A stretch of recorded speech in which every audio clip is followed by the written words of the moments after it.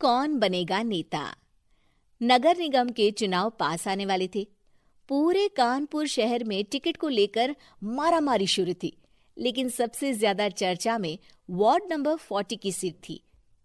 वो इसलिए क्योंकि इस बार वहां की सीट महिला के लिए आरक्षित थी।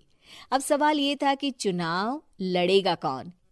इससे पहले ठाकुर साहब वहां से पार्षद थे और इस बार उन्होंने अपनी पत्नी सीमा ठाकुर को टिकट दिलवाई और ठाकुर साहब की शान के कारण सीमा जी ने 20,000 वोटों से चुनाव जीत लिया।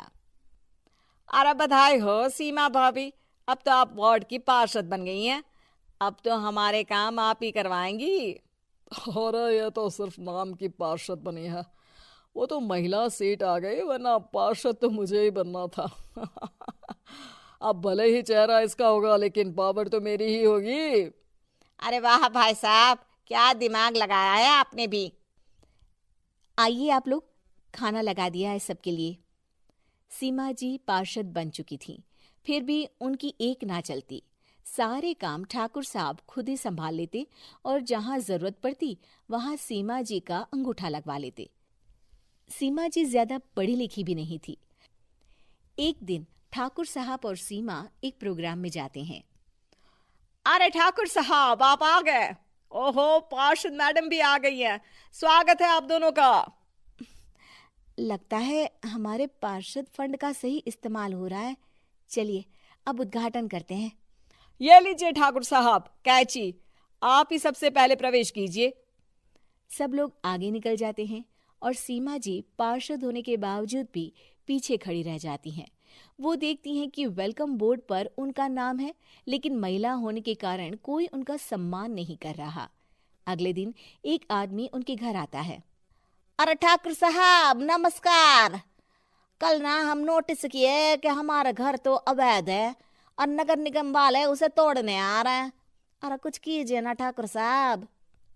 देखो भाई, मैं तो ज्यादा कुछ कर नहीं सकता, पर अगर तुम सबकी जेब गर्म कर दो तो कुछ हो सकता है। कुल मिलाकर 4 लाख लगेंगे। अरे 4 लाख ठाकुर साहब? अरे भाई, मैं अपने लिए नहीं मांग रहा हूँ। दरोगा है, इंजीनियर बाबू है, बड़े साहब है, सबको देना पड़ता है ना थोड़ा थोड़ा। बोलो है मंजूर? तभी वहां अचानक सीमा जी आ जाती हैं। अरे ये आप क्या कर रहे हैं? पहले इन्हीं लोगों से तो आपने वोट मांगे, अब इनसे ही पैसे ले रहे हो।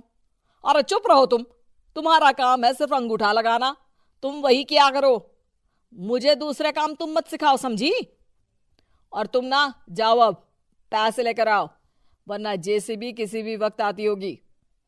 सब कुछ ऐसे ही चलते रहता है। एक दिन सीमा जी और ठाकुर साहब को एक लोकल मीटिंग में बुलाया जाता है। वहां पर कई और अधिकारी लोग भी मौजूद रहते हैं।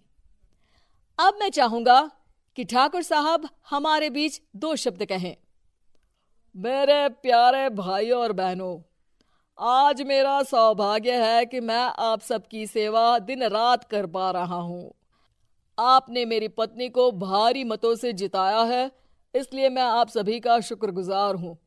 मैं आप सबसे वादा करता हूं कि हमेशा की तरह हमारे वार्ड में किसी को कोई तकलीफ नहीं आने दूंगा। सभी लोग तालियां बजाने लगते हैं। अब मैं माननीय पार्षद मैडम को स्टेज पे बुलाना चाहूंगा। अपने नाम को बुलाया सुनकर सीमा जी एकदम चौंक जाती है। उन्हें बिल्कुल उम्मीद नहीं थी कि इतनी बड़ी जगह उन्हें मंच पर बुलाया जाएगा। जैसे तैसे वो मंच पर चढ़ती हैं।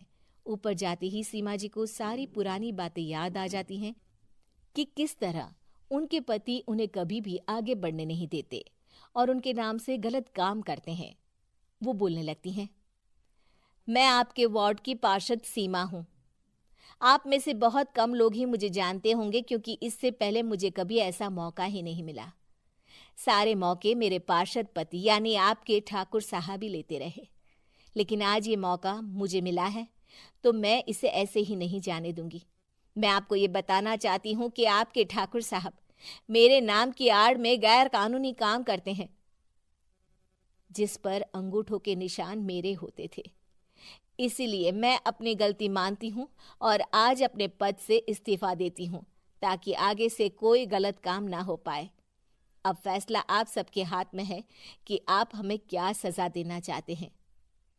सीमा जी की बातें सुनकर ठाकुर साहब के चेहरे का रंग उड़ जाता है और वो शर्म से मुंह नीचा करके वहां से चले जाते हैं और पद से इस्तीफा देकर ही सही सीमा जी अपने आप में आत्मविश्वास महसूस करती हैं।